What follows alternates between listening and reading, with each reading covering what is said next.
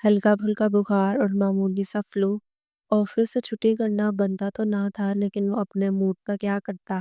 کبھی کبھار تو بندے کو اپنے دل کی بات ماننا ہی پڑتی ہے نا۔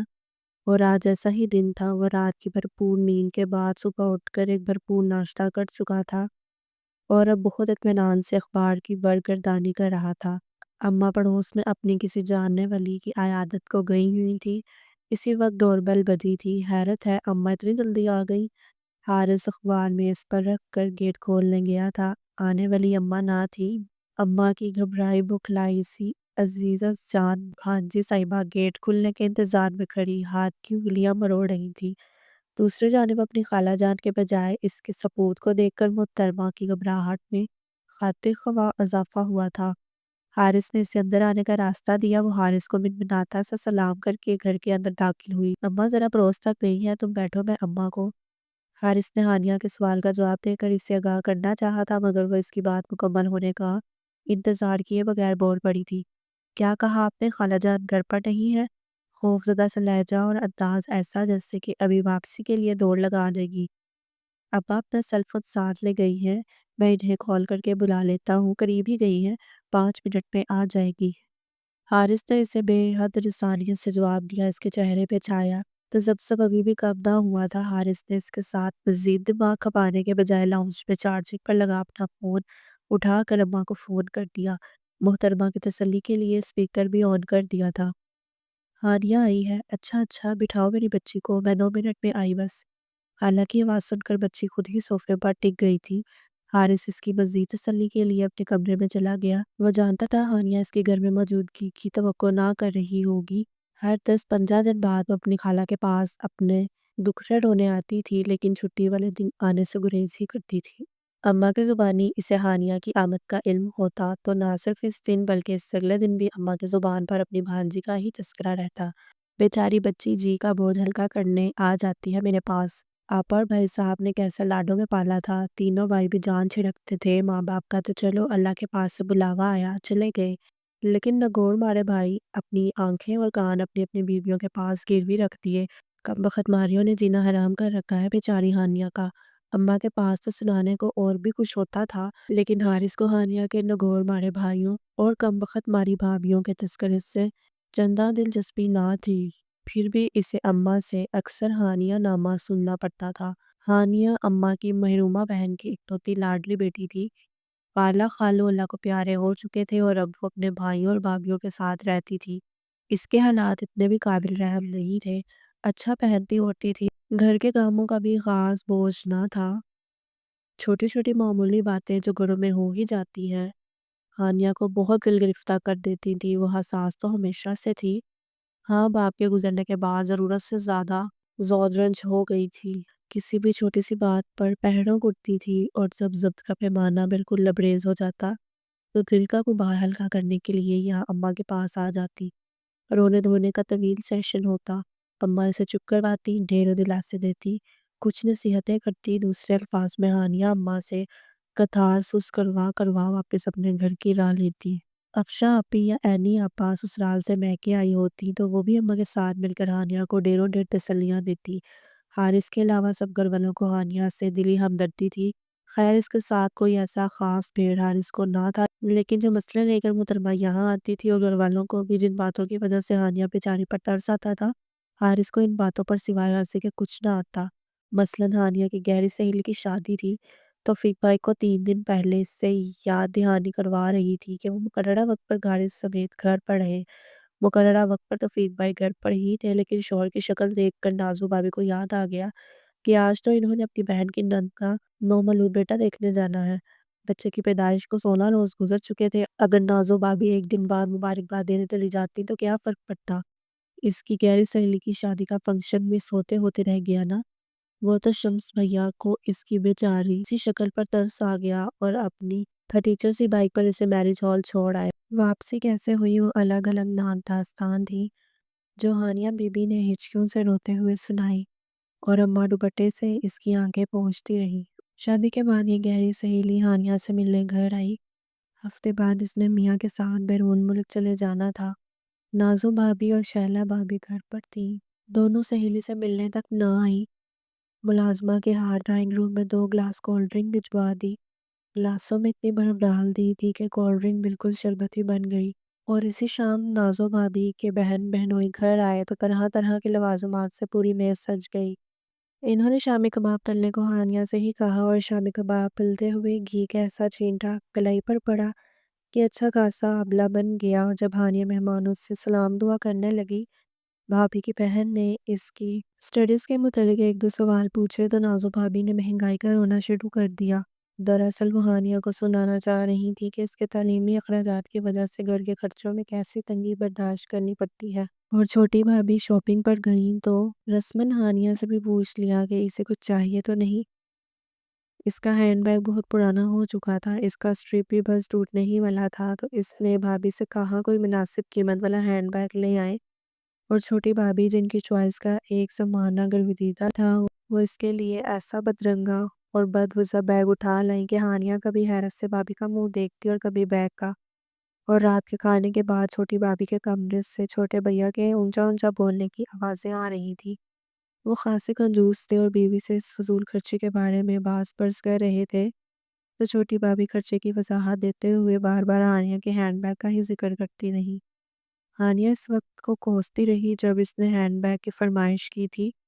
ایک دفعہ جب اسے بخار ہوا تو وہ 2 دن تک بھیا کے میڈیکل باکس میں سے بخار کے ٹیبلٹ لے کر کھاتی رہی۔ بھابھیوں اور بھائیوں میں سے کسی کو خیال تک نہ آیا کہ اسے ڈاکٹر کے پاس ہی لے جایا جائے۔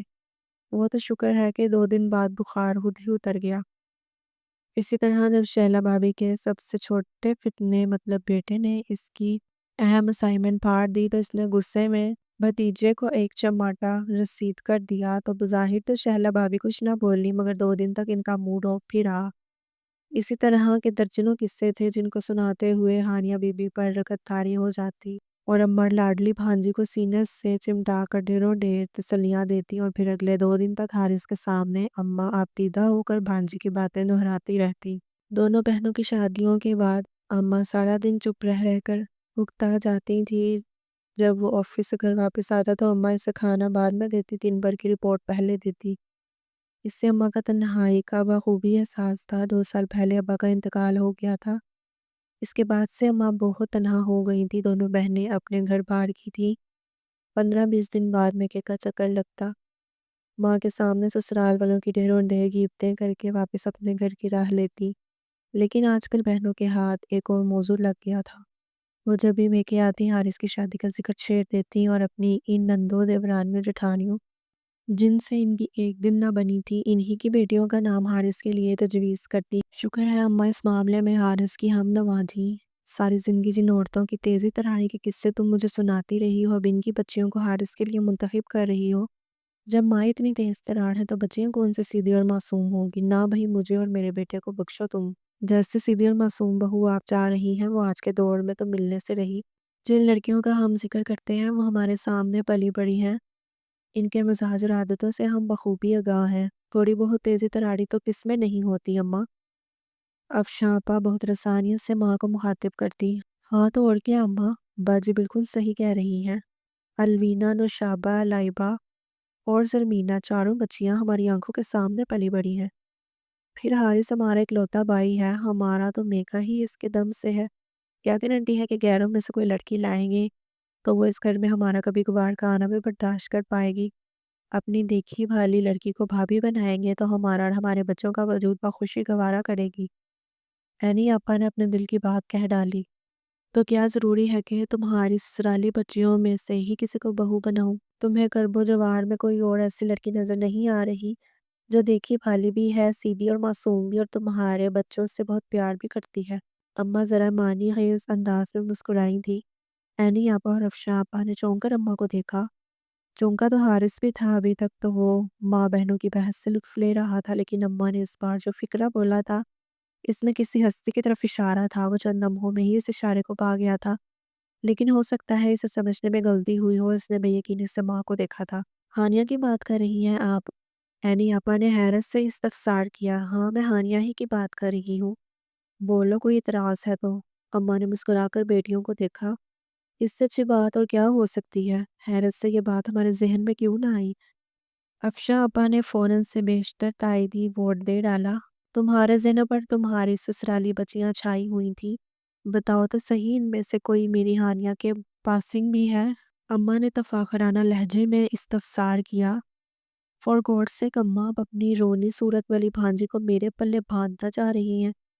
حارث کو ماں کی بات سن کر گویا کرنٹ لگا تھا۔ بس مجھے اسی چیز کا خدشہ تھا، اس لیے اتنے دن سے یہ خواہش اپنے دل میں دبا رکھی تھی۔ سمجھاؤ اپنے بھائی کو ہانیہ سے اچھی لڑکی اور کہاں ملے گی اس سے؟ اماں نے بیٹے کو ناراضگی سے دیکھا تھا۔ ہاں تو اور کیا حارث، بتاؤ تو صحیح، کیا کمی ہے ہانیہ میں؟ شکل و صورت لاکھوں میں ایک، پڑھی لکھی سیدھی سادی بھولی والی، اور سب سے بڑھ کر ہماری اپنی آپ کا انتخاب 100% درست ہے اماں۔ بس پہلی فرصت میں توفیق بھائی وغیرہ کے ہاں جا کر ہانیہ کا رشتہ مانگ لیتے ہیں۔ افشا آپا تو ہتھیلی پر سرسوں جمانے کے چکر میں تھی۔ کمال کرتی ہیں آپا، میں کہہ رہا ہوں مجھے ہانیہ پسند نہیں۔ اس سن میں جو اور لڑکی سے مجھے ہرگز شادی نہیں کرنی۔ کوئی ڈھنگ کی لڑکی ڈھونڈنی ہے تو ڈھونڈے، ورنہ یہ کام میں خود کر لوں گا۔ حارث کو غصہ ہی آ گیا، اس کی زندگی کا سب سے اہم معاملہ اور اس کی رائے کو کوئی اہمیت دینے کو ہی تیار نہ تھا۔ اچھا خفا کیوں ہوتے ہو؟ بتاؤ تو صحیح، کیا کمی ہے ہانیہ میں؟ تمہیں وہ کیوں اچھی نہیں لگتی؟ اینی ابا نے اسے بچکار کر پوچھا۔ میں نے جب بھی اسے دیکھا ہے روتے ہوئے ہی دیکھا ہے، میرے لیے کیا وہی رونے دھونے والی لڑکی رہ گئی ہے؟ اس نے بگڑ کر پوچھا۔ تم اس کے معروضی حالات کو دیکھو۔ ماں باپ سر پر ہے نہیں، بھابھی بھابھیاں اپنی زندگی میں مگن، گھر میں کوئی ایسا فرد نہیں جس کے ساتھ اپنے دل کی بات شیئر کر سکے، کوئی چھوٹا بہن بھائی بھی نہیں جس سے لڑ جھگڑ کر دل کے براس نکال سکے۔ یہاں اماں کے پاس آ کر وہ اپنا جی ہلکا کر لیتی ہے، ورنہ ایسی بات تھوڑی ہے کہ وہ ہر وقت روتی دھوتی رہتی ہے۔ افشاں آپا نے بھی لاڈلے بھائی کو بہت پیار سے سمجھایا تھا۔ کوئی اور بات کریں آپا، جب میں نے کہہ دیا نہیں تو بس نہیں۔ اس نے اکتا کر اس کی بات کاٹی۔ رہنے دو افشاں، جب اس نے نہ کر دی ہے تو وہ کبھی ہاں میں نہیں بدلے گی۔ اپنے لیے اپنی پسند کی لڑکی خود تلاش کر لے گا۔ تم دونوں اپنے گھر بار کی ہو، اور میں نے بھی کتنے دن جی لینا ہے۔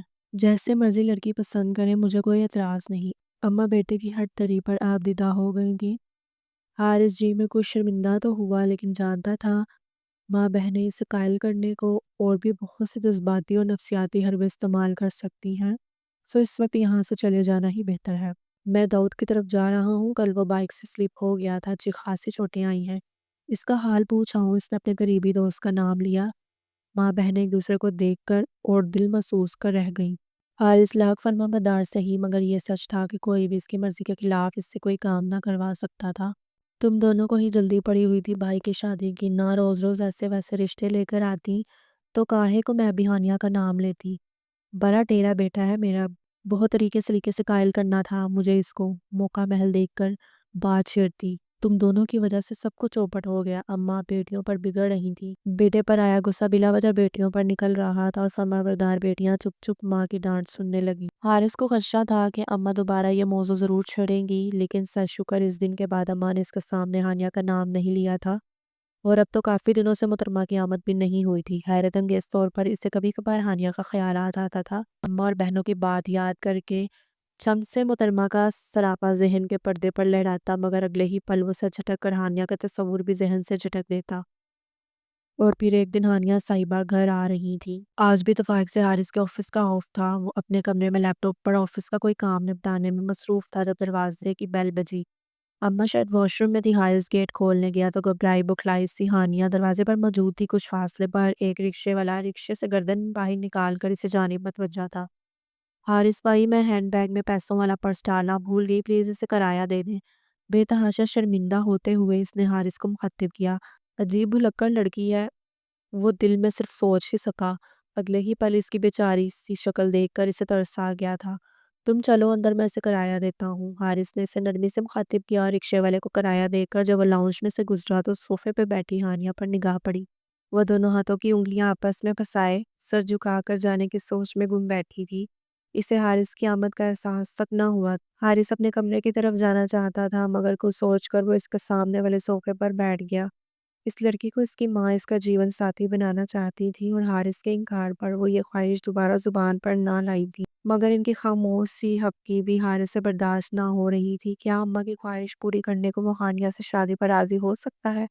اس نے ہانیہ پر ایک نگاہ ڈالتے ہوئے خود سے پوچھا تھا۔ وہ خوبصورتی کے مروجہ پیمانے پر پوری اترتی تھی، دودھ ملائی سی رنگت، ستوہ ناک ادرتی گلابی ہونٹ، متناسب سراپا، اور واقعی بہت خوبصورت تھی۔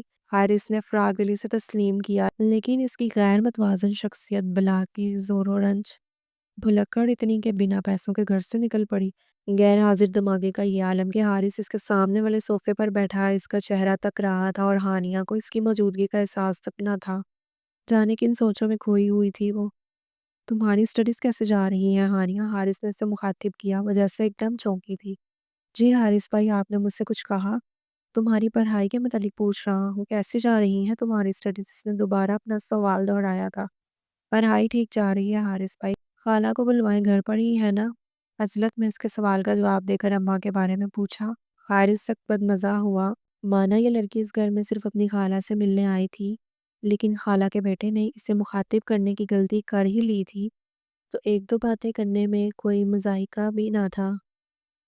تم بیٹھو، میں اماں کو بھیجتا ہوں، سنجیدگی سے کہہ کر وہ اٹھ گیا تھا۔ سامنے سے ہی اماں بھی آ رہی تھی، وہ انہیں ہانیہ کی آمد کا بتا کر اپنے کمرے میں چلا گیا۔ تھوڑی دیر میں اماں اس کے کمرے میں آئی تھی۔ بنا کچھ کہے انہوں نے ڈریسنگ ٹیبل پر دھرا ٹیشو کا ڈبہ اٹھایا تھا۔ اگلے مہینے کے سامان میں 4 ڈبے فالتو منگوا لیجیے گا، آپ کی بہن جگر کے سارے ٹیشو استعمال کر لیتی ہے۔ اس نے اماں کو مخاطب کیا، وہ کچھ نہ بولی، بس بیٹے پر تیکھی نگاہ ڈال کر ٹیشو کا ڈبہ لیے واپس پلٹ گئی تھی۔ جانے آج کا ستم ٹوٹا ہے محترمہ کی ذات پر، اس نے استہزائیہ انداز میں سوچا تھا، پھر سر جھٹک کر دوبارہ اپنے لیپ ٹاپ کی طرف متوجہ ہو گیا۔ لیکن آج جانے کیوں کام پر توجہ مرکز نہ ہو رہی تھی، طبیعت پر بھی عجیب کسل مندی ستاری تھی۔ اماں تو اپنی بانجی کے پاس سے گھنٹہ بھر سے پہلے کیا ہی اٹھتی، اس نے خود اپنے لیے چائے بنانے کی سوچی۔ لاؤنج میں اب اماں اور ہانیہ نہ تھی، اماں شاید اسے اپنے کمرے میں لے گئی تھی۔ حارث نے اپنے لیے کیتلی میں چائے چڑھائی تو جانے کیسے اخلاقیات اور مہمانداری کا تقاضا یاد آ گیا، اماں اور ان کی بھانجی کے لیے بھی چائے بنا لی۔ خود ٹرے میں کپ سے جا کر لے جانا تو اسے اچھا نہ لگا، اپنے مگ میں چائے ڈال کر وہ اماں کے کمرے کی طرف گیا۔ سوچا تھا انہیں کہہ دے کہ چائے بنی ہوئی ہے، کچن میں سے جا کر لے لیں، مگر اماں کو بآواز بلند پکارنے سے پہلے ہی وہ ٹھنگ کر رکا تھا۔ کمرے میں سے مصطفیٰ کی زور زور سے رونے کی آواز آ رہی تھی اور اماں اسے چپ کروانے کی کوشش میں ناکام ہوئے جا رہی تھی۔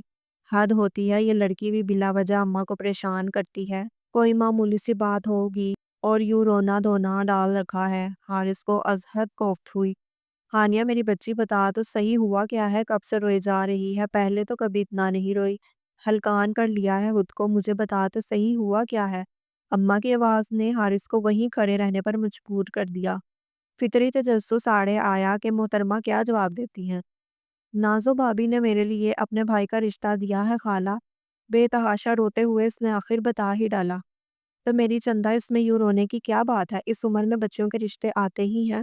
اماں نے اسے پچکاڑا تھا۔ حارث کے ہونٹوں پر استہزائیہ مسکراہٹ بکھر گئی، جو لڑکی رشتہ آنے پر ایسا وویلا مچا رہی تھی، اس کے ذہنی حالت کے کیا ہی کہنے، اور اماں ان محترمہ کو اس کے پلے باندھنا چاہ رہی تھی۔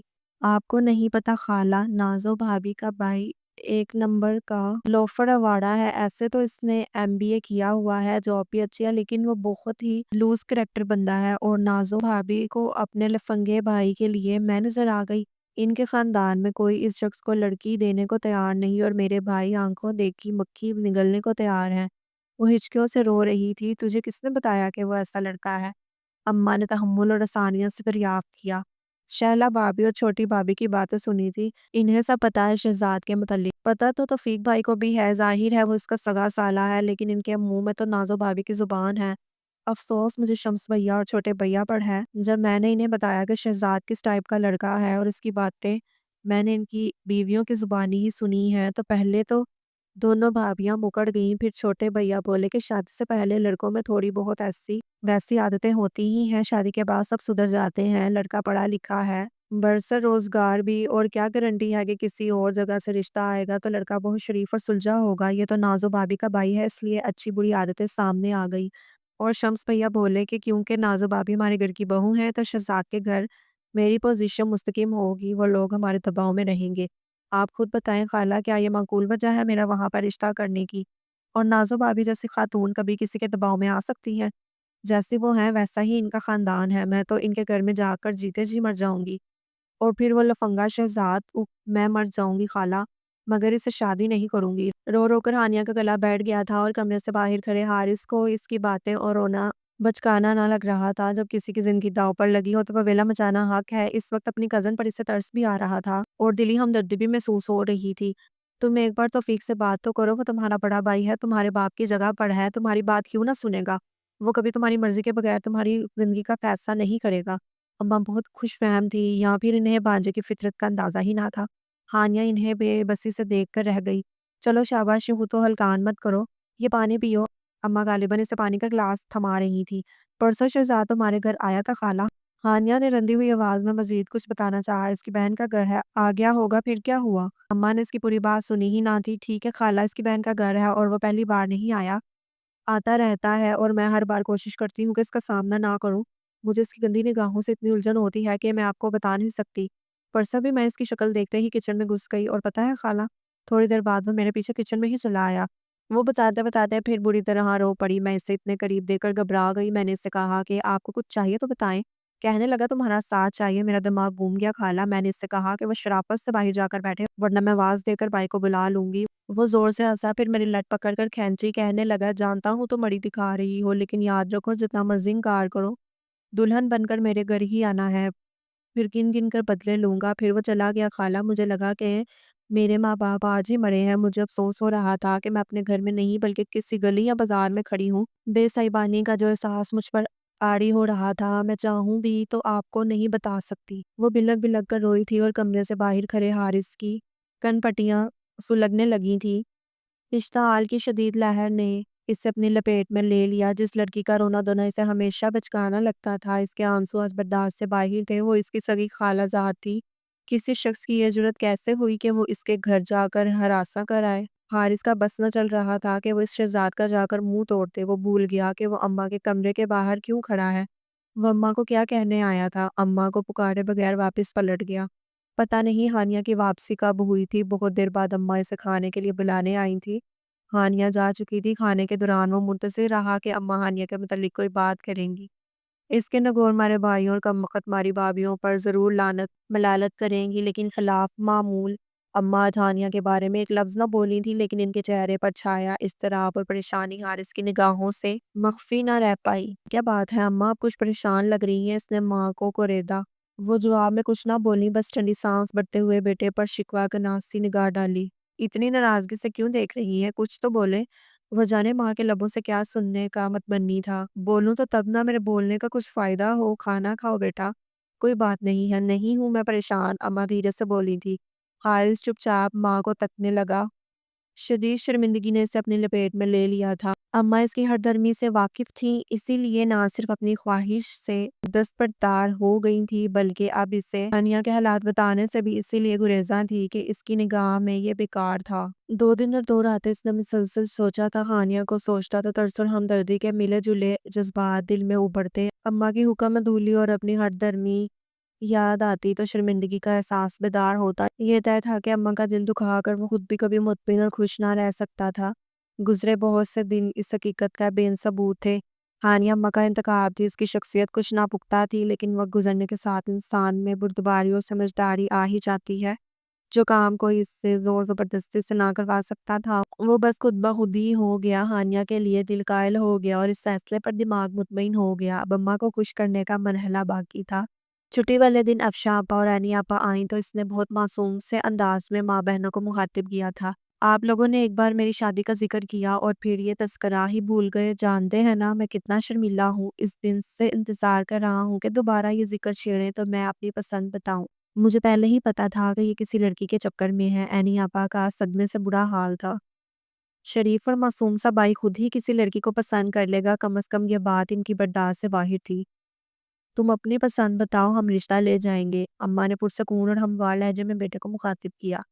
جی میں بھی یہی چاہتا ہوں کہ آپ لوگ جلد از جلد وہاں رشتہ لے جائیں، کیونکہ اس لڑکی کا ایک پروپوزل آیا ہوا ہے۔ میں ہرگز نہیں چاہتا کہ اس کے گھر والے کسی اور کو ہاں کر دیں۔ تمہارے آفس میں کام کرتی ہے نا؟ افشاں آپا نے یقین بھرے لہجے میں سوال کیا۔ کب سے پسند کرتے ہو اسے اور کتنے دنوں سے یہ بات ہم سے کیوں چھپائی؟ اس کے کچھ بولنے سے پہلے ہی عینی آپا نے خفگی سے پوچھا تھا۔ یہ سب سوال بے معنی ہے، تم مجھے اس لڑکی کا نام بتاؤ، میں کل ہی رشتہ لے جاؤں گی۔ اماں کا وہی ٹھنڈا ٹھار انداز تھا۔ حارث نے محبت سے مسکرا کر ماں کو دیکھا۔ لڑکی کا نام پتہ بتاؤں گا تو مجھے 2 جوتے تو نہیں لگائیں گی؟ اماں جواب میں کچھ نہ بولی تھی، بس حیرانی سے بیٹے کو دیکھا۔ حیران مت ہو اور کوئی غلط گمان بھی دل میں نہ لائیں، کسی ایسی ویسی لڑکی کے گھر نہیں بھیجوں گا آپ لوگوں کو۔ لڑکی بہت بھولی بالی ہے، سیدھی سادی اور معصوم بھی، بس اسے بات بات پر رونا۔ میں تجھے واقعی دو جوتے لگاؤں گی حارث، سیدھی طرح لڑکی کا نام بتا۔ اماں نے اسے گھورا تھا۔ آپ سب کی پیاری ہانیہ اور کون؟ وہ مسکرایا۔ اگر ہانیہ قبول ہے تو اس روز ڈرامے بازی کی کیا ضرورت تھی؟ اب شاہپا نے خوشی سے بے قابو ہوتے ہوئے اس کے شانے پر زوردار دھپ رسید کیا۔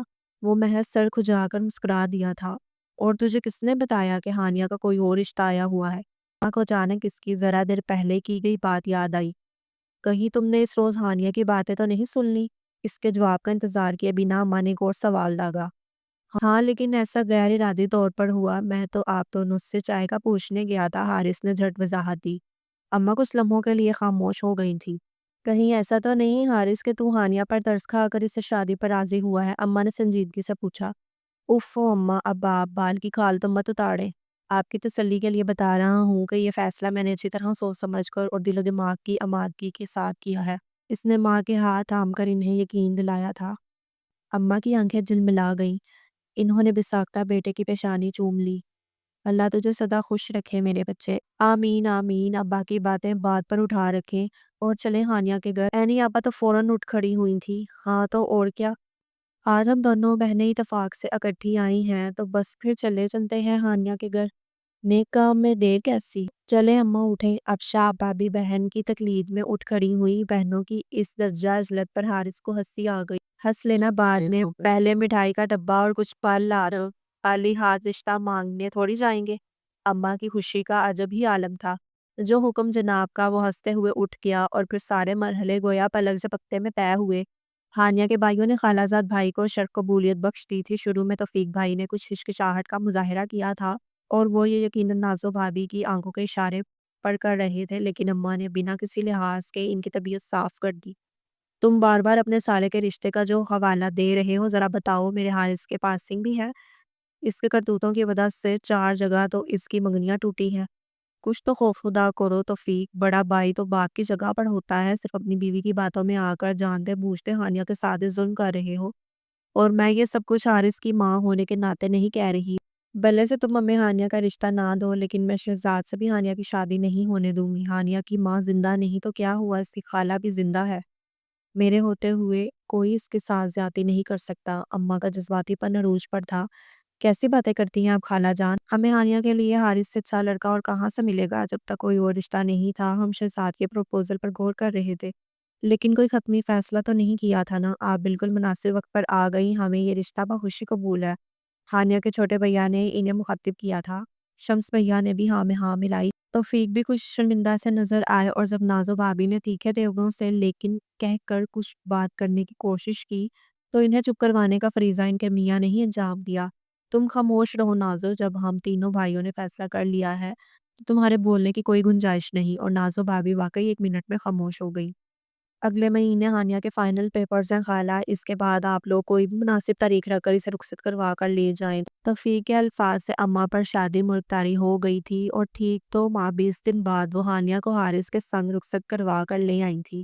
ہانیہ کا گھبرایا بوکھلایا سا روپ حارث کے لیے نیا نہیں تھا، لیکن گھبراہٹ اور بوکھلاہٹ کے ساتھ آج اس کا شرمایا شرمایا سا روپ اتنا انوکھا اور دلکش لگ رہا تھا کہ حارث کا اس پر سے نگاہیں ہٹانے کو دل نہ چاہ رہا تھا۔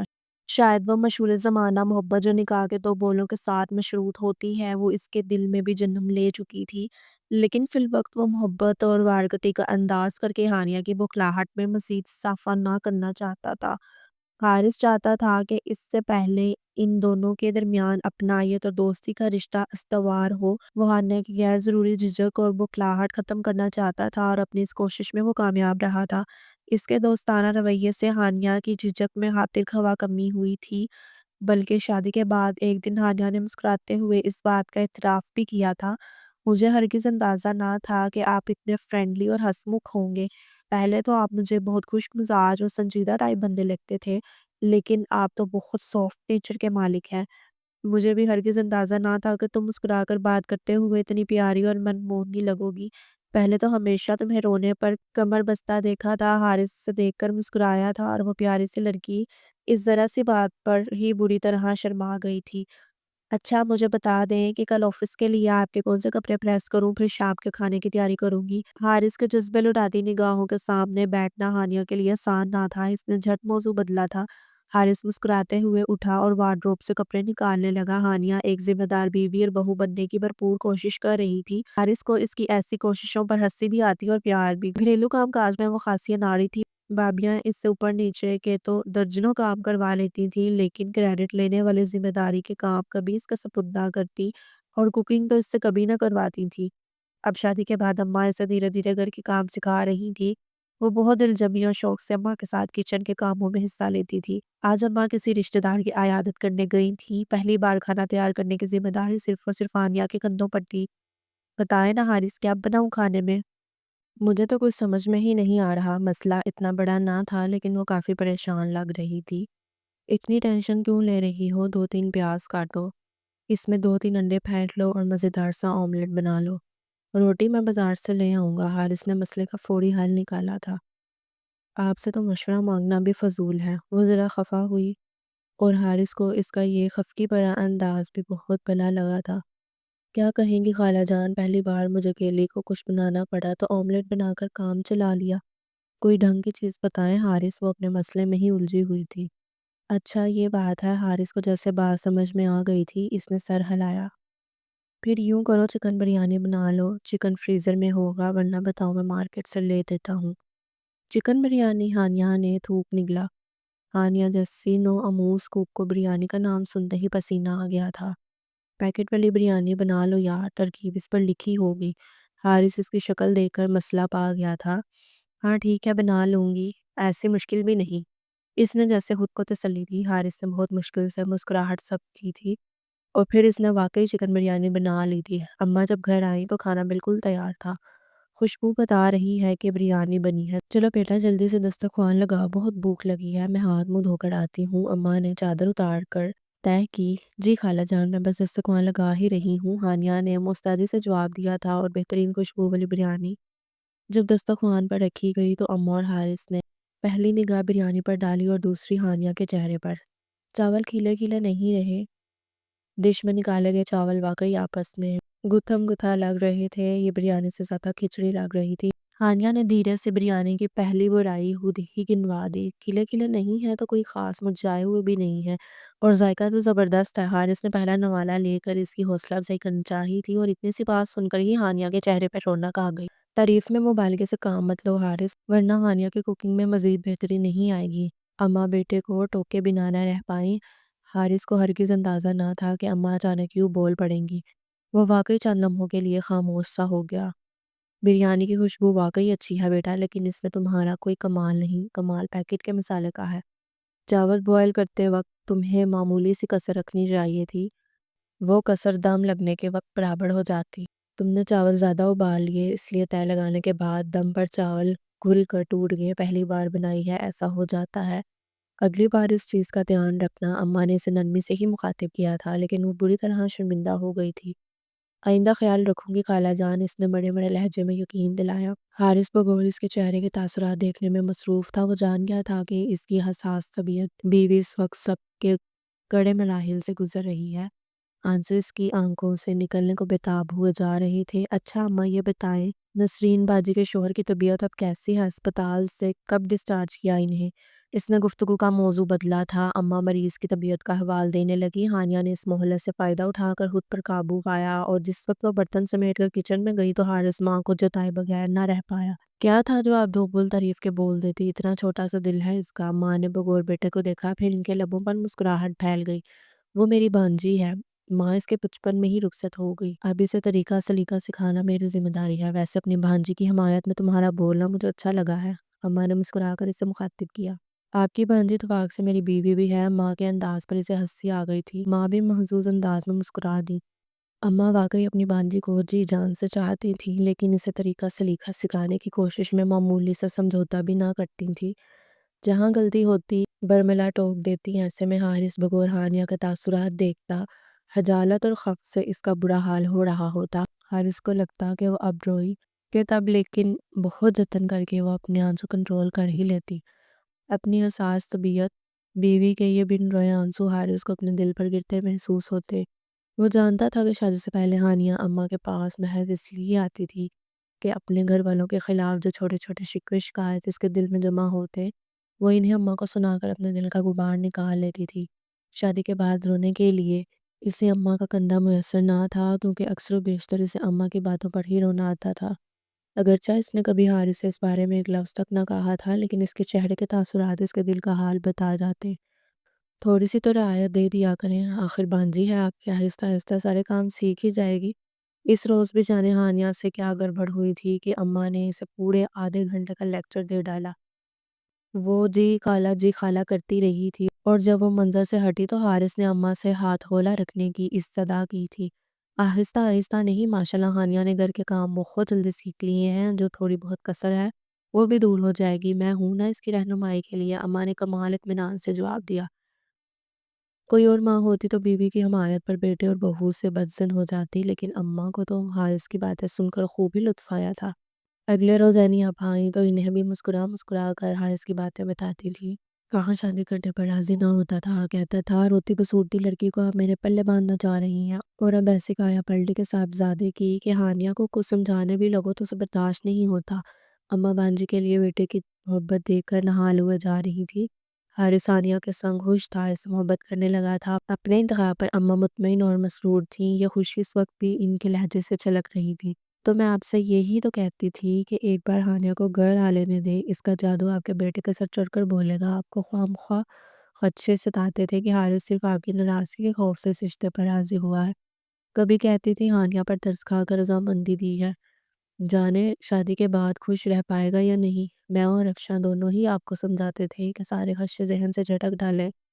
ہانیہ ماشاءاللہ ایسی پیاری اور منموہن لڑکی ہے کہ حارث کے دل پر راج کرے گی، اور دیکھ لے کتنی جلدی ہماری پیش گوئی پوری ہوئی۔ عینی آپا مسکراتے ہوئے اماں سے مخاطب تھی۔ ہاں، اللہ کا لاکھ لاکھ شکر ہے، میرا انتخاب درست ثابت ہوا۔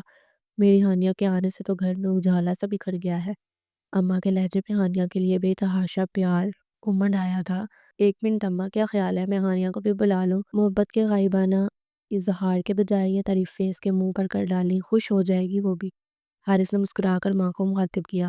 یہ لڑکا تو باولوں جیسی باتیں کرنے لگا ہے، سمجھتا ہے میں ہانیہ کے منہ پر اس کی تعریف نہیں کرتی۔ اماں اس بار تھوڑی سی خفا ہو ہی گئی تھی، ہانیہ کی تعریف اماں کیوں کریں، اب یہ ذمہ داری تم پر عائد ہوتی ہے۔ عینی آپا نے شرارت سے اس کا کان کھینچا تھا۔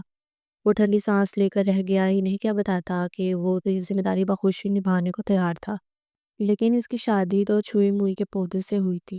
جب ذرا سا رومانٹک ہونے لگتا، زوجہ محترمہ پر شرم اور گھبراہٹ طاری ہونے لگتی۔ وہ بلا شبہ چند ہی دنوں میں ہانیہ سے بے تحاشا محبت کرنے لگا تھا، لیکن محبت کی شدتیں ہانیہ پر عیاں کرنے کے بجائے فی الحال تو وہ اس سے دوستانہ اور بے تکلفانہ تعلق قائم کرنے کی کوشش میں لگا ہوا تھا۔ حارث کی خواہش تھی کہ ہانیہ یہ حقیقت تسلیم کرے کہ حارث صرف اس کا شوہر ہی نہیں بلکہ قابل اعتبار اور مخلص دوست بھی ہے، وہ ہر بات حارث سے بلا جھجک کہہ ڈالے۔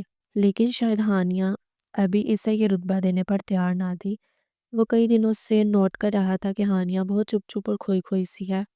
حارث جانتا تھا کہ اس گھر میں اسے کوئی بڑا مسئلہ نہ تھا، لیکن چھوٹی چھوٹی بے شمار باتیں اکٹھی ہو کر اسے پریشان کر رہی تھی، اور اصل مسئلہ یہی تھا کہ وہ یہ باتیں کسی سے نہ کہتی تھی۔ اماں گھر کے کاموں میں اس کی چھوٹی سی کی جانے والی غلطی نظر انداز کرنے پر تیار نہ تھی۔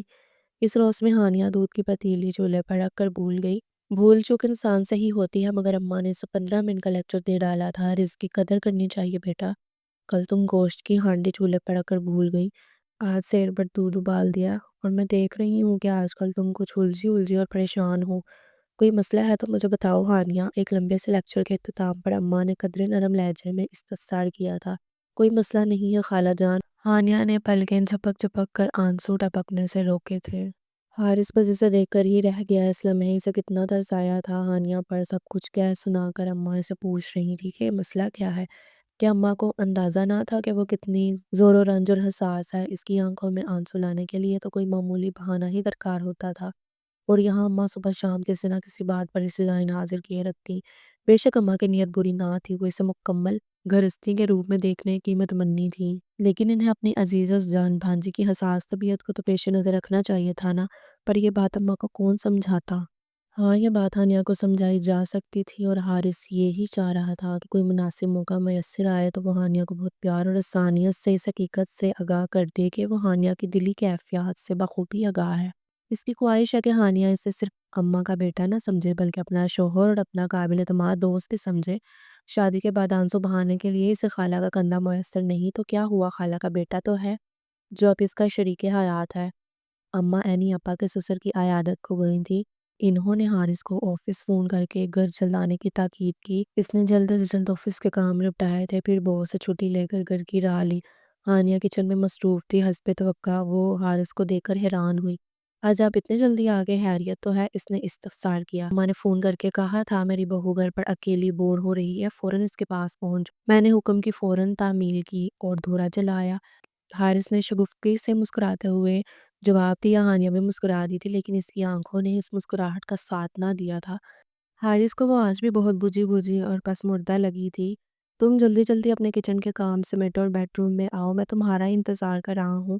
حارث اسے نرمی سے مخاطب کرتا کچن سے چلا گیا۔ 15-20 منٹ بعد وہ چائے کا کپ لیے بیڈ روم میں آئی تھی۔ یہ لیجئے چائے، بسکٹ ختم ہو گیا، آج خالی چائے پر گزارا کرنا پڑے گا۔ وہ چائے کا کپ سائڈ ٹیبل پر رکھ کر پھر جانے کے لیے مڑی تھی۔ تم کہاں جا رہی ہو؟ یہاں آؤ، بیٹھو میرے پاس، حارث نے اسے پکارا تھا۔ سنک برتنوں سے بڑا پڑا ہے۔ حارث برتن دھونے جا رہی ہوں، آپ کو کچھ اور چاہیے تو بتائیں، نم کو لا دوں؟ اس نے عجلت بھرے انداز میں پوچھا تھا۔ مجھے تمہارا کچھ وقت چاہیے، عنایت کر دو گی؟ حارث اس بار قدرے خفا ہوا تھا۔ ہانیہ اس کے انداز پر حیران تو ہوئی تھی مگر خاموشی سے بیٹھ کر سرے پر ٹک گئی۔ حارث چند لمحوں تک اسے خاموشی سے دیکھتا رہا۔ تم جانتی ہو مجھ سے شادی کرنے کا تمہیں سب سے بڑا نقصان کیا ہوا ہے؟ کچھ لمحوں کی خاموشی کے بعد حارث نے استفسار کیا تھا۔ وہ تو پہلے ہی اس کے انداز پر حیران ہو رہی تھی، یہ بات سن کر مزید حیران ہو گئی۔ آپ کیا کہنا چاہ رہی ہیں حارث؟ اس نے حیران نگاہیں حارث پر گاڑ کر پوچھا تھا۔ شادی سے پہلے تم اپنا ہر سکھ دکھ یہاں اماں سے آ کر کہہ دیا کرتی تھی۔ شادی کے نتیجے میں بانجی خالہ کا رشتہ ختم ہو گیا اور ساس بہو کا رشتہ استوار ہو گیا، اور یہ اس شادی کا سب سے بڑا نقصان ہے۔ حارث نے گہری سانس اندر کھینچتے ہوئے اسے مخاطب کیا تھا۔ آپ یہ کہنا چاہ رہی ہیں کہ میں خالہ کی بانجی نہیں رہی بلکہ بہو بن گئی؟ نہیں نہیں، ہرگز نہیں، میں تمہیں بالکل دوش نہیں دے رہا۔ میرا کہنے کا مقصد صرف یہ ہے کہ تمہیں ایسا لگنے لگا ہے کہ اماں اب تمہاری خالہ نہیں بلکہ صرف ایک ساس بن کر رہ گئی ہیں۔ حارث نے وضاحت دی۔ پتہ نہیں آپ کیا کہنا چاہ رہے ہیں۔ ہانیہ بے چارگی سے اسے دیکھا، اس کی آنکھیں ڈبڈبا گئی تھی۔ آج ان آنسوں کو بہنے سے مت روکو ہانیہ، اپنے جی کا سارا بوجھ میرے سامنے ہلکا کر لو، بنا جھجکے تم اپنی ہر فیلنگ مجھ سے شیئر کر سکتی ہو۔ بلیو می، میں اماں کو کچھ نہ بتاؤں گا۔ بات کے آخر میں وہ مسکرایا تھا۔ خالہ کا یہاں کیا ذکر؟ ہانیہ کے آنسوں میں روانی آ گئی تھی۔ خالہ کا ذکر کیے بنا جی کا بوجھ کیسے ہلکا ہوگا؟ ڈیئر وائف، حارث اٹھ کر ڈریسنگ ٹیبل تک گیا تھا، ٹیشو کا ڈبہ اٹھا کر ہانیہ کے پاس رکھا اور پھر اس کے بالکل برابر میں بیٹھ گیا۔ میں مانتا ہوں ہانیہ، اماں تمہارے ساتھ اکثر زیادتی کر جاتی ہیں، تم گھر کے کاموں میں ابھی پوری طرح ایکسپرٹ نہیں ہوئی۔ آہستہ آہستہ تم سب کاموں میں ماہر ہو جاؤ گی، لیکن اماں فی الحال تمہاری معمولی سی غلطی بھی نظر انداز کرنے پر تیار نہیں ہوتی۔ تم یقیناً ان کے اس رویے پر ڈسہارٹ ہو جاتی ہو۔ میں بہت بار اماں کو سمجھا چکا ہوں لیکن اماں تمہیں بہو سمجھتی تو کچھ رعایت دیتی نا۔ وہ تو روز اول سے تمہیں بیٹی سمجھتی ہیں، وہ بیٹی جس کی اپنی ماں اس کے بچپن میں اللہ کو پیاری ہو گئی اور اب اسے طریقے سلیقہ سکھانے کی ساری ذمہ داری ان کے کاندھوں پر عائد ہو گئی۔ یقین کرو ہانیہ، اماں تم سے بے تحاشا محبت کرتی ہیں، وہ تمہاری پیٹھ پیچھے تمہاری بہت تعریفیں بھی کرتی ہیں۔ وہ کہتی ہیں کہ تمہارے آنے سے گھر میں…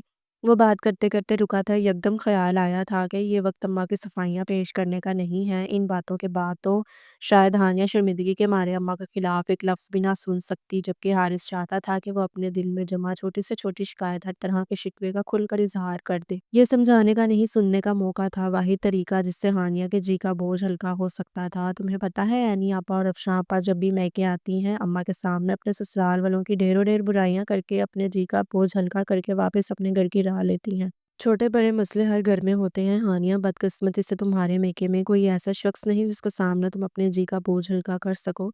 چھوٹی چھوٹی باتیں جمع ہو کر تمہارے اندر گھٹن کو بہت بڑھا دیں گی۔ تو میں چاہتا ہوں تم مجھ پر مکمل اعتبار کرو، بھول جاؤ میں اماں کا بیٹا ہوں۔ اماں سے یا اینی آپا وغیرہ سے جو بھی شکایت ہو، تم بلا جھجک مجھ سے ہر طرح کی بات کر سکتی ہو۔ ہاں، آئندہ میں تمہاری آنکھوں میں گلابی ڈورے نہ دیکھوں۔ جانے چپ چپ کر کہاں روتی ہو اور کتنا روتی ہو، آئندہ صرف میرے کندھے پر سڑک کر آنسو بہانے ہیں۔ آئی سمجھ میں بات؟ حارث نے اس کی ٹھوڑی پکڑ کر اوپر کی۔ ہانیہ کا چہرہ آنسوؤں سے تر ہو رہا تھا۔ حارث نے بہت پیار سے اس کے آنسو پونچھے تھے۔ خالہ جان سے مجھے ہرگز کوئی شکایت نہیں، میں انہیں خالہ کہہ کر مخاطب تو کرتی ہوں لیکن میں انہیں اپنی ماں بھی سمجھتی ہوں۔ پتہ نہیں آپ اتنی دیر سے مجھے کیا سمجھا رہی ہیں، میرے پلے ایک لفظ نہیں پڑا۔ اگر میں چپ چپ کر روتی ہوں تو اس کی وجہ خالہ جان نہیں، آپ ہیں حارث، صرف اور صرف آپ۔ وہ پھر بری طرح رو پڑی تھی۔ میں؟ حارث کو تو جیسے کرنٹ سا لگا تھا۔ اس نے بے یقینی سے زوجہ محترمہ کو دیکھا۔ جب مجھے پسند نہیں کرتے تھے تو خالہ جان کے دباؤ میں آ کر شادی کی حامی کیوں بڑی؟ کیوں جوڑا ایک انچاہا رشتہ؟ وہ روتے روتے پوچھ رہی تھی۔ تم سے کس نے کہا یہ سب؟ حارث سٹپٹا گیا تھا۔ میں نے خود سنی تھی اس روز آپ لوگوں کی باتیں۔ اینی آپا کہہ رہی تھی کہ آپ نے محض خالہ جان کی ناراضگی کے خوف سے یہ رشتہ جوڑا تھا۔ خالہ جان اور اینی آپا خوش ہو رہے تھے کہ ان کا انتخاب درست ثابت ہوا اور آپ میرے سنگ خوش ہیں، جبکہ میں تو اس دن سے شاک کی حالت میں ہوں۔ میرے تو وہم گمان میں بھی نہ تھا کہ آپ کسی دباؤ میں آ کر مجھ سے شادی پر راضی ہوئے ہیں، حالانکہ مجھے یہ بات پہلے سمجھ لینی چاہیے تھی۔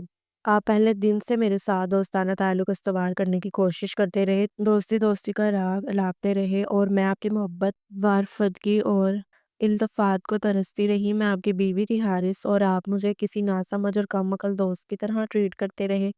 میں خود کو مطمئن کرنے کے لیے لاکھ توجیہات دیں، لیکن پھر میری ساری خوش فہمیوں کا خاتمہ ہو گیا۔ میں نے آپ لوگوں کی باتیں سنی، میں زبردستی آپ کی زندگی میں شامل کی گئی۔ یہ انکشاف مجھے کس اذیت میں مبتلا کر گیا آپ اس کا اندازہ نہیں لگا سکتے۔ میری نگاہوں میں میری ذات دو کوڑی کی ہو کر رہ گئی۔ اس سے تو اچھا تھا میرے بھائی میری شادی شہزاد کے ساتھ۔ اس سے آگے ایک لفظ نہیں۔ حارث نے بے تحاشا خفا ہوتے ہوئے اس کی بات کاٹی۔ وہ چپ تو ہو گئی مگر آنسو ابھی مسلسل اس کے گال بھگو رہے تھے۔ حارث نے گہرا سانس اندر کھینچا تھا۔ صورتحال اس کی توقع کے بالکل برعکس نکلی تھی۔ تم جس بے یقینی کی کیفیت میں ہو، پتہ نہیں میری وضاحت کو قبول کرو گی بھی یا نہیں، لیکن اب تمہیں چپ ہو کر میری بات سننا ہوگی۔ غور سے ایک آنسو بہانا بند کرو، یا آنسو میرے دل پر گر رہے ہیں۔ حارث نے بے چارگی سے اسے مخاطب کیا تھا۔ ہاں، یہ سچ ہے کہ جب ابا نے پہلی بار میرے سامنے تمہارا نام لیا تھا تو میں نے فوراً ہی انکار کر دیا تھا۔ جانتی ہو کیوں؟ حارث نے پوچھا۔ ہانیہ نے آنسوؤں سے لبریز آنکھوں سے حارث کو دیکھا تھا، مگر حارث کے سوال کا کوئی جواب نہ دیا تھا۔ میرے انکار کی وجہ تمہارے یہی آنسو تھے مسز۔ ٹھنڈی سانس بھرتے ہوئے حارث نے ٹشو کے ڈبے سے ٹشو نکال کر ہانیہ کو تھمائے تھے۔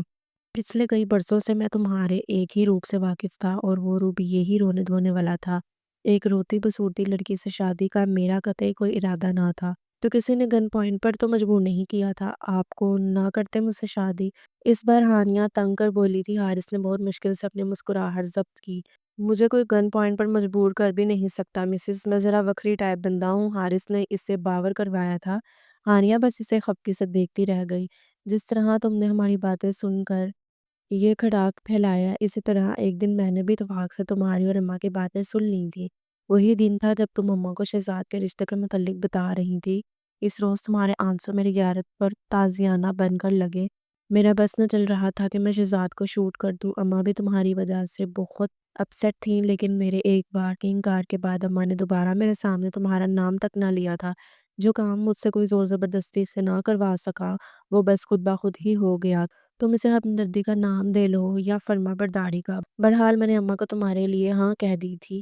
مانتے ہیں نا آپ کہ یہ صرف ہمدردی پلس فرما برداری تھی، مجبوری کا نہ صحیح مگر یہ ہمدردی کا بندھن ہے نا۔ ہانیہ کی ہچکیاں پھر شروع ہو گئی تھی۔ ہاں، نکاح سے پہلے تک یہی صورتحال تھی۔ حارث نے فراغ دلی سے تسلیم کیا۔ اب یہ مت کہہ دیجیے گا کہ نکاح کے بعد آپ کو مجھ سے محبت بھی ہو گئی ہے۔ وہ روتے روتے بول اٹھی تھی۔ حارث لب بیچ کر اسے خفگی سے تکتا رہا۔ اب کیوں خاموش ہو گئے؟ بولتے کیوں نہیں؟ ہانیہ نے رندی ہوئی آواز میں سے مخاطب کیا۔ کیا کہوں جو کہنے لگا تھا اس سے تم نے منع کر دیا؟ مجھے بہلائے مت حارث، اتنی بے وقوف اور کم عقل نہیں ہوں میں، وہ چڑھ کر بولی تھی۔ بے وقوف تو میں ہوں، شادی کے بعد سے اب تک اسی کوشش میں لگا رہا کہ ہمارے درمیان ایک دوستانہ سے تعلق استوار ہو جائے۔ تو مجھ پر اعتبار کرو، مجھ سے تمہاری جھجک ختم ہو جائے۔ اپنے دل کی ہر بات تو میرے ساتھ شیئر کرو۔ میں سوچتا تھا تمہاری زندگی میں پرخلوص رشتوں کی کمی رہی ہے۔ اپنے شوہر کو تم اپنا سب سے پرخلوص دوست مان لو۔ اس کوشش کا نتیجہ یہ نکلا کہ میں تم سے ڈھنگ سے اظہار محبت بھی نہ کر سکا، اور اظہار محبت کرتا بھی تو کیسے؟ ذرا سا رومانٹک ہونے لگتا تو تمہارے چہرے پر ہوائیاں اڑنے لگتی تھیں۔ میں حیران ہوتا تھا کہ میرے دل میں تمہارے لیے اتنی بے تحاشا محبت اچانک کیسے پیدا ہو گئی، لیکن میں اپنی محبت اور وارفت کی ظاہر کرنے کے بجائے پہلے انڈرسٹینڈنگ ڈیولپ کرنے کی کوشش میں لگا رہا۔ بتاؤ ذرا، اس روئے زمین پر مجھ سے بڑا گھامر اور کون ہوگا، اور جس کے لیے یہ سب کیا آج اسی کی عدالت میں پیشی بھگتنا پڑ گئی۔ اس مغرور شخصیت سے میری التماس ہے کہ شک کی اینک اتار کر صرف ایک بار میری آنکھوں میں جھانک لیں۔ اگر اسے واقعی ان آنکھوں میں محبت کا ٹھاٹھے مارتا سمندر نظر نہیں آ رہا تو میں ابھی اسی وقت اسے اچھے سے آئی اسپیشلسٹ کے پاس لے کر جانے لگا ہوں۔ آپ واقعی مجھ سے محبت کرتے ہیں حارث؟ کس بے یقین لہجے میں وہ استفسار کر رہی تھی۔ حارث کو اس پر ٹوٹ کر پیار آیا تھا۔ کون سی زبان میں کہوں کہ تمہیں یقین آئے گا؟ اس نے مسکرا کر پوچھا۔ ہانیہ نے ذرا سے نظر اٹھا کر اس کی سم دیکھا تھا۔ ہاں بتاؤ، نظر آ گئی محبت یا واقعی چلیں کسی آئی کلینک پر؟ حارث نے دھیرے سے مسکراتے ہوئے پوچھا تھا۔ اگر یہ اظہار پہلے کرتے تھے تو میں کیوں اتنے دن پریشان رہتی؟ ہانیہ کو محبت پر یقین آیا سو آیا، ساتھ ہی پھر سے رونا بھی آ گیا۔ ذرا سی تعریف پر تو تم بھیڑ بوٹی بن جاتی تھی، رومانس جھاڑنے لگتا تو جانے کیا حال ہوتا تمہارا۔ حارث اسے شادی کے ابتدائی دن یاد دلا رہا تھا۔ تو نئی نویلی دلوں کو شرم تو آتی ہی ہے نا، اس کا یہ مطلب تھوڑی ہے کہ شوہر ڈھنگ سے اظہار محبت بھی نہ کر پائے۔ حارث اس شکوے پر بھرپور انداز میں مسکرایا تھا۔ میری دلہن اب بھی نئی نویلی ہی ہے، وہ مطمئن رہے، اب اس کا شوہر اس سے محبت بھی کرے گا اور اظہار محبت بھی۔ کہو تو ایک غزل سنا کر اظہار محبت کی شروعات کروں۔ وہ شریر ہوا تھا۔ بس کریں اب۔ ہانیہ کے ہونٹوں پر شرمگیز سی مسکراہٹ پھیل گئی تھی۔ شروع کیا نہیں اور ابھی سے بس کر دو، پھر میرے خلاف ایک اور چارج سیٹ تیار ہو جائے گی۔ وہ ہنسا تھا۔ ہانیہ بھی جھیم کر ہنس پڑی۔ چلو شکر ہے آج ہم دونوں کی غلط فہمیوں کا خاتمہ ہوا۔ تم مجھ سے بدگمان تھی اور میں سوچے بیٹھا تھا کہ شاید تم اماں کی باتوں پر ڈسٹرب رہتی ہو۔ میں سوچتا تھا جیسے تم اپنے گھر والوں کی چھوٹی چھوٹی باتوں پر دل گرفتہ ہو جاتی تھی، اماں کی باتیں بھی تمہیں ویسے ہی پریشان کرتی ہیں۔ آپ مجھے بہت ہی میچور سمجھتے تھے حارث۔ مجھے اپنے گھر والوں کی جن چھوٹی چھوٹی باتوں پر رونا آتا تھا وہ بے شک آپ کے لیے معمولی ہوں، لیکن مجھے ان کے جن رویوں کو مسلسل بھگتنا پڑ رہا تھا وہ سہنا کسی بھی نارمل انسان کے لیے آسان نہیں تھا۔ میری بھابیاں مجھے صرف ایک بوجھ تصور کرتی تھی۔ ان کے سروسپاٹ رویوں کو سہتے سہتے جب میں تھکنے لگتی تو یہاں خالہ کے پاس آ کر اپنے جی کا بوجھ ہلکا کر لیتی۔ ماں باپ کے بعد میرا گھر میرے لیے صرف ایک سرائے بن چکا تھا۔ اپنے ہی گھر میں مہمانوں کی طرح رہنا کتنا تکلیف دہ امر ہے، اس کا اندازہ کوئی اور شخص لگا ہی نہیں سکتا۔ ہانیہ تھکے تھکے لہجے میں بولی۔ چلو اپنے تکلیف دہ ماضی کو بھول جو، اللہ نے مجھ سے محبت کرنے والا شوہر عطا کر کے یا تمہاری ساری محرومیوں کا ازالہ نہیں کر دیا۔ آپ سے شادی کے بعد مجھے ماں جیسی خالہ کی شفقت بھری چھاؤں ہمیشہ کے لیے میسر آ گئی۔ میری اصل خوش نصیبی یہ ہے جناب، ہانیہ نے اس بار مسکرا کر جتایا تھا۔ تو جب ماں جیسی خالہ تمہارے کسی کام میں ماؤں کے انداز میں نقص نکالتی تھی تو تمہارے چہرے پر 12 کیوں بجنے لگتے تھے؟ حارث کو بروقت یاد آیا تو پوچھ بیٹھا تھا۔ صرف اور صرف آپ کی وجہ سے خالہ، جب بھی مجھے کچھ سمجھانے لگتی آپ مجھے ایسے ٹکٹکی باندھ کر گھورنے لگتے کہ خفت کے مارے میرا برا حال ہو جاتا۔ میں سوچتی تھی کہ آپ اپنے دل میں مجھے پور سمجھ رہے ہوں گے، بس مجھے اس لیے رونا آنے لگتا تھا۔ لو جی، یعنی کہ یہ قصور بھی میرے ہی کھاتے میں درج تھا۔ صدمے اور افسوس سے حارث کا برا حال ہونے لگا۔ غلط فہمی تھی حارث، اب تو ختم ہو گئی نا؟ ہانیہ نے اسے تسلی دی۔ حارث اس سے مصنوعی خفگی سے گھورنے لگا تھا۔ اچھا اب ایسے ناراض ہو کر تو مت گھوریں، پرومس آئندہ آپ کے خلاف کوئی غلط فہمی دل میں نہیں پالوں گی، جو بھی بات ہوگی سب سے پہلے آپ سے شیئر کروں گی۔ آخر آپ میرے بہترین دوست بھی تو ہیں۔ ہانیہ نے اسے مسکرا کر مخاطب کیا تھا۔ ہرگز نہیں، دوستی والی پیشکش محدود مدت کے لیے تھی۔ اب میں تمہارا شوہر ہوں، پہلے تم نے میرا دوستانہ روپ دیکھا تھا، اب میری محبتوں کی شدتیں بھی دیکھنی پڑیں گی، اور اگر تم نے میں سب کچھ دیکھ لوں گی حارث، پہلے ذرا کچن دیکھ لوں، بغیر دھلے برتنوں کا انبار جمع ہے اور شام کے کھانے کے لیے بھی کچھ بنانا ہے۔ ہانیہ بکھلا کر اٹھ کھڑی ہوئی تھی۔ حارث نے اس کا ہاتھ پکڑ کر دوبارہ اپنے پاس بٹھایا تھا۔ تمہارا یہ شرمیلا بکھلایا سا روپ میرے ہوش اڑا دیتا ہے جانے من، پتہ نہیں چند ہی دنوں میں کیسے جادو کر دیا مجھ پر، ہر وقت ہر گھڑی صرف تمہارے خیالوں میں ہی کھویا رہتا ہوں۔ حارث کی مخمور لہجے میں کی جانے والی سرگوشی اس کی معرفت کی ہانیہ اپنے دل کی دھڑکن کو سنبھالنے میں ناکام ہوئے جا رہی تھی۔ مجھے آپ کی محبت کی صداقت پر دل سے یقین آ گیا ہے حارث، لیکن دوستی والی پیشکش کی مدت تھوڑے عرصے کے لیے اور بڑھا دے پلیز۔ وہ دھیرے سے گویا ہوئی تھی، اس کی پلکوں کی لرزش اور گالوں پر بکھرتی لالیں اس کی دل کی کیفیت کا پتہ دے رہی تھی۔ حارث محظوظ انداز میں مسکرایا تھا۔ صرف ایک ڈائلاگ سن کر یہ حالت ہوئی ہے، یہ تو اظہار محبت کی ابتدا ہے بیوی۔ اس نے اسے شریر انداز میں چھیڑا۔ آج کے لیے یہی بہت ہے، بس میں اب کھانا بنانے جا رہی ہوں۔ وہ یکلخت اپنا ہاتھ اس کے ہاتھ سے چھڑاتی جیسے سے کمرے سے باہر نکلی تھی۔ حارث کے لبوں پر دلکش مسکراہٹ بکھر گئی۔ ماں کی فرمانبرداری کا یہ خوبصورت اور حسین نام ملا تھا اسے۔ اس کا ہمارا وہاں اپنے رب کا شکر گزار تھا۔ بہت مطمئن انداز میں وہ بیڈ پر نیم دراز ہو گیا۔ اب وہ آنکھیں موندے دل ہی دل میں رومانٹک سی غزل یاد کرنے کی کوشش کر رہا تھا، جو آج شب اسے اپنی بیوی کو سنا کر باقاعدہ اور بھرپور اظہار محبت کرنا تھا، کیونکہ ہانیہ کا شکوہ بجا تھا۔ اظہار کے بنا محبت ادھوری تھی۔ اب اسے محبت بھی کرنی تھی اور ساتھ ہی اس کا بھرپور طریقے سے اظہار بھی، ساتھ ہی یہ اعتراف بھی کہ محبت کے بنا اس کی زندگی ادھوری تھی، بالکل ادھوری، کیونکہ محبت ہی تو زندگی ہے۔